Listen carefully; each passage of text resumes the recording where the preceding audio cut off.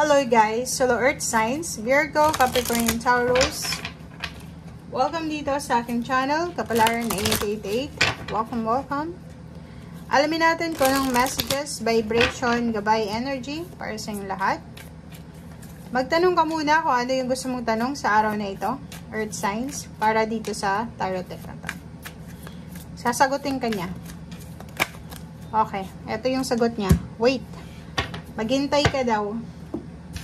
Ano ba yung tanong mo? Ang sagot sa'yo ng angel ngayon is maghintay ka daw.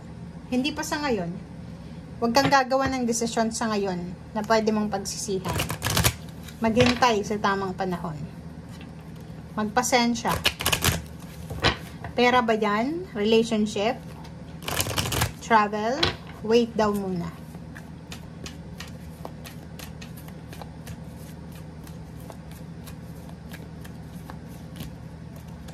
Earth signs. Oh, sorry. Wow! Yun na. Pwedeng naghihintay yung iba sa inyo dyan ng relasyon. Lalaki ka man or babae. Huwag kang magmadali daw. Lalo na kung relationship yung hinahanap mo. Huwag kang magmamadali. Maghintay muna daw. Okay? Huwag kang magpadalos-dalos sa iyong mga emosyon, sa iyong mga decision making. Okay, the Tower and 3 of Pentacles.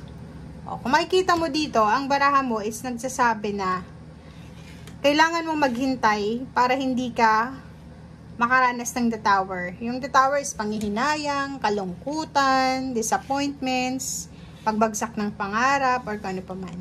Okay?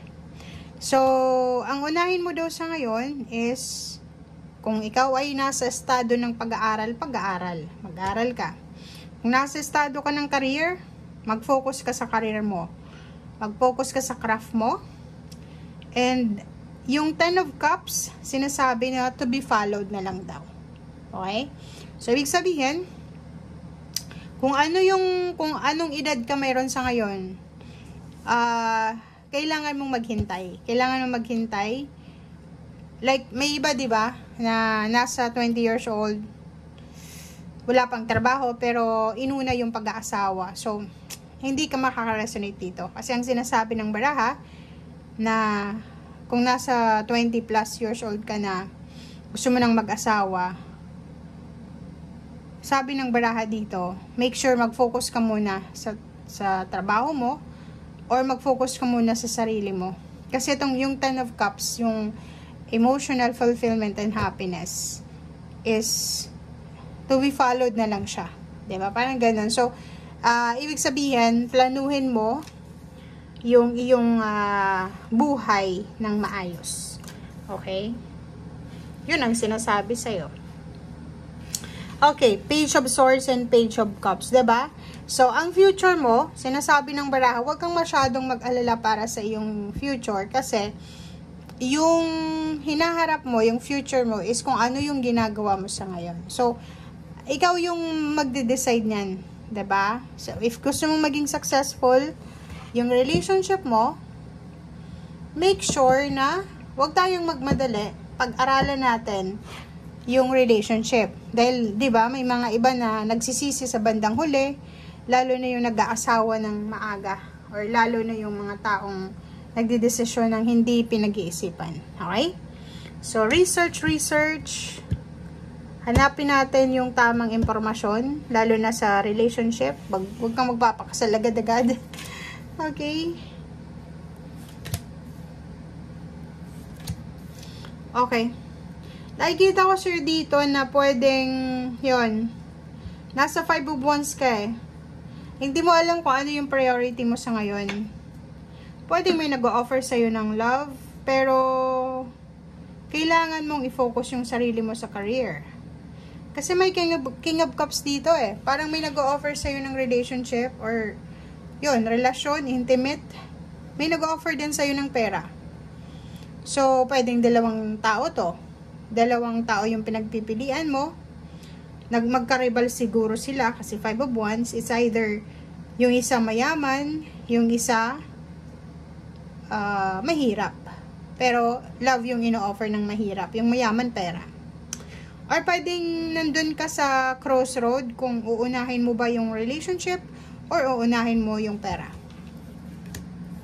Okay, so yun, ganun pa rin, no? Hangman, wait lang daw. Okay, wag tayong gumawa ng desisyon, lalo na sa araw na ito, lalo na kung pumipili ka between love and relationship and money or career. Wag kang gagawa ng desisyon. Maghintay ka muna, 'di ba? I-pause mo muna yung decision making. Maghintay, ganun pa rin, no? Puro paghintay ito, guys. Paghihintay. So sabi na Pentecost, paghihintay din 'to eh. Kailangan mo daw munang hintayin yung harvest season. Kailangan mo daw munang hintayin kung kailan mo makukuha yung harvest, lalo na sa trabaho. May ganun, 'di ba? Na halimbawa, may isang tao na nahihirapan na siya sa trabaho, tapos pag-isipan mo muna kung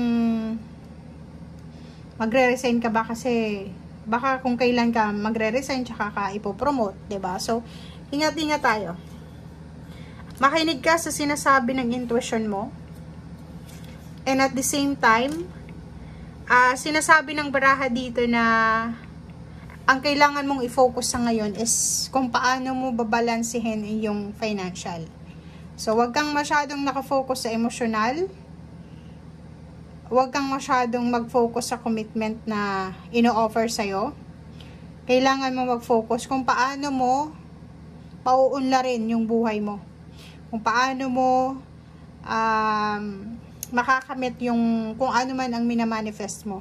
Kasi ang nakikita natin dito, parang pinapuwersa ka ng pagkakataon eh. Kasi itong 5 of Wands, nasa crossroads ka eh. In competition eh. Maraming mga gumugulo sa isip mo.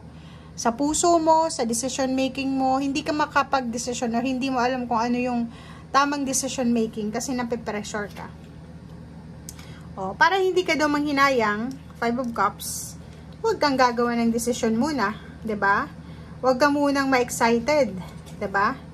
And yun, 'di ba? So sinasabi ng baraha, dahil sa excitement, pwede kang makagawa ng isang desisyon na pwede mong pagsisihan. 'Di ba? Kasi sabi ko lang eh. 'Di ba? So, itong 5 of Cups nito is pagsisisi na mali yung decision mo. So, kung ano man itong, like, may nag-offer sa'yo ng love, may nag-offer sa'yo ng trabaho, bago ka gumawa ng desisyon, pag-isipan mo, kasi baka sa sobrang excitement mo, gumawa ka ng desisyon na maglalagay sa'yo dito sa stagnation, or sa entrapment, or sa kontrata, commitment na mahirap mo nang labasan or lusutan. Okay? So, thank you guys. Bye!